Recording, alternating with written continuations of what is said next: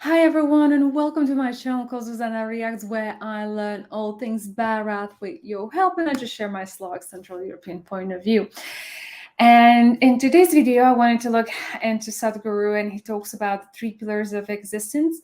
I'm quite curious. I haven't previewed the video. I actually quite like not to know what the videos are about, so you can see my genuine reaction and first-time point of view.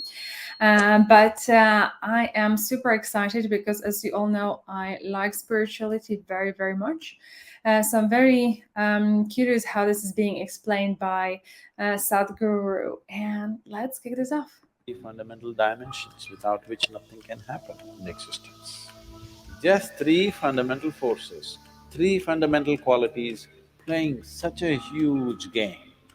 They are different only on the surface. Deep down, it's all the same thing. So, modern scientists, in their own language, they're saying Shiva is holding everything together.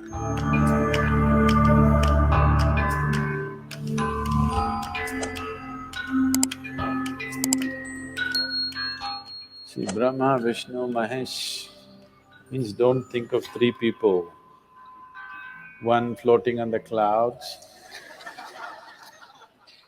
another sitting on top of the mountain, another doing something else. We are not talking about three people.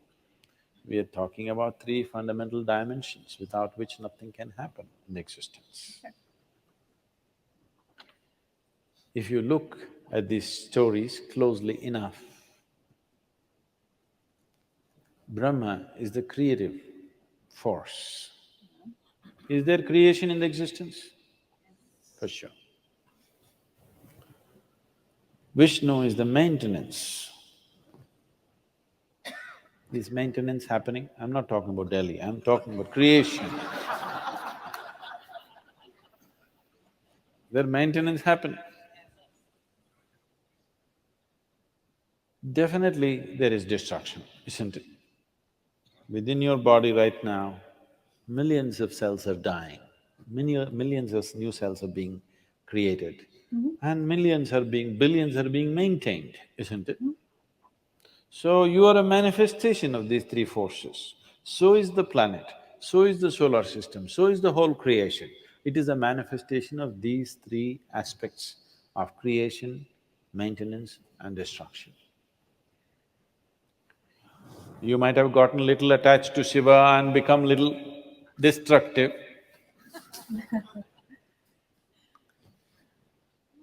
But all the three are functioning in some proportion, isn't it? And that is the basis of the whole cosmos. And also, the macro is also the same three forces. The micro is also the same three forces. The very atom has the same three forces, and the very cosmos has the same three forces. It is quite a simple creation, I'm telling you. Just three fundamental forces, three fundamental qualities playing such a huge game. Huge game, isn't it? Big time, isn't it? Big time game, just three forces. Doing great job with just three. So these three are three, but if you go deep enough, it's just one hand. Just like that, it's just one. That is the significance. Everywhere you see a trishul, don't think it's a weapon. I know some people are using it as a weapon. It's quite a lousy weapon if you want a weapon, I'm telling you. If you want to kill somebody, trishul is a bad weapon. Only people who do not know anything about fighting will carry a trishul and go. Tell me yes or no. Huh? Can you poke anybody with a trishul like this? Trishul is not a weapon, it's a symbolism. Now Shiva carries a trishul not because he wants to fight with you. His son carries a spear. That is a fighting weapon. He fought and what? Kartikeya went on fighting. Shiva never fought because this is just a symbol. This is to show you, on the surface it's all three, deep down everything is one, constantly indicating this. You thinking it's a weapon. No, it's not a weapon. It doesn't make a sensible weapon, isn't it? Unless you want to push people. If you want to pierce people, it's not a good weapon. Okay, I have no idea what he's talking about with this weapon. I have never heard of it. So, these three, they are different only on the surface. Deep down, it's all the same thing. But the three manifestations are distinctly there in the creation in all aspects. From proton, neutron, electron to many, many, many other levels of manifestation, it is always there. So, what is the significance of Mahadeva means, these three, but when all of them are functioning as one, he is Mahadeva. These are three devas. When all of them are functioning as one, it is a Mahadeva. So we call the destroyer the Mahadeva because this is about… Brahma is about the genesis. Vishnu is about the organization of the creation. Shiva is oblivion. These two, creation and maintenance, only exists in the lap of the oblivion. It is the empty space in the creation, which is the most expansive thing, limitless thing, and which is the lap in which creation happens and disappears, isn't it? Happens, conducts itself and falls apart, all happens in the lap of Shiva, because he is oblivion. Shiva means that which is not. Shiva means that which is not. So that which is not we bow down, because that is the thing. Today, modern science is slowly veering towards that. They believed some time ago the electromagnetic forces and the nuclear forces and gravity are everything. Now as they dug deeper, deeper, deeper, do you know there is no explanation for gravity in modern science even today? Isaac Newton only told you apple falls down, which every village boy knew. Fortunately, it falls down, not up.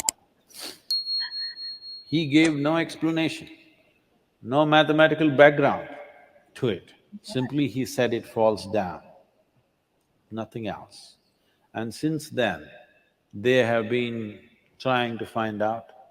They know at least enough about the other forces. Gravity is one thing which has freaked some modern science. They're not able to find out why gravity works the way it works.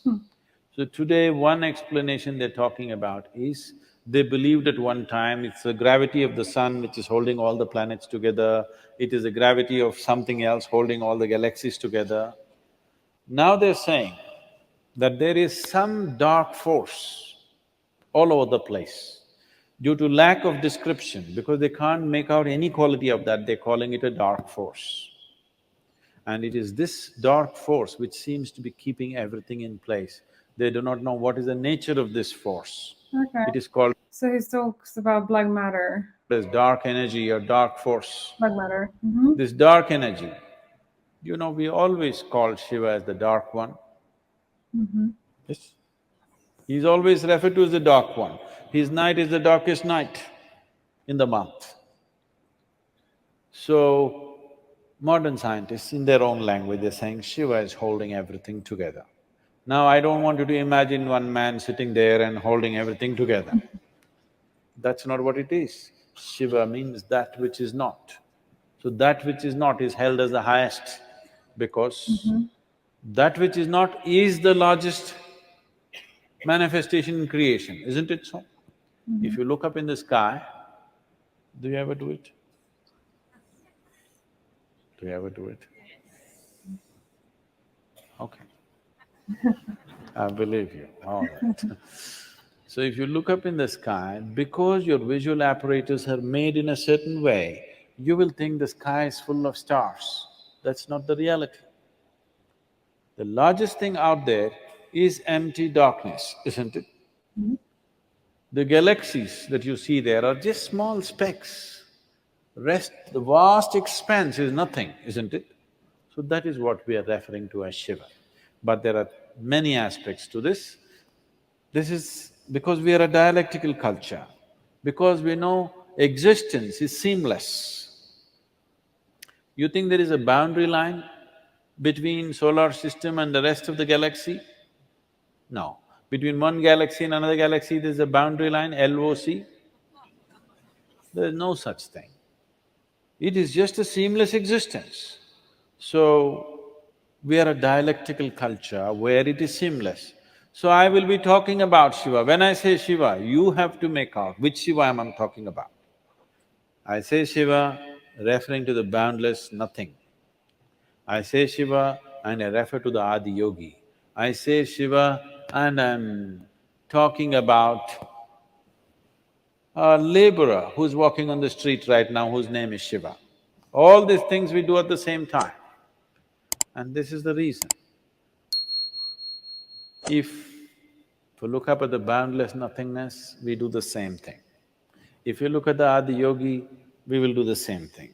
If the laborer Shiva is walking around here, he may be illiterate, he may be so many things, or maybe nothing, then also we do the same thing.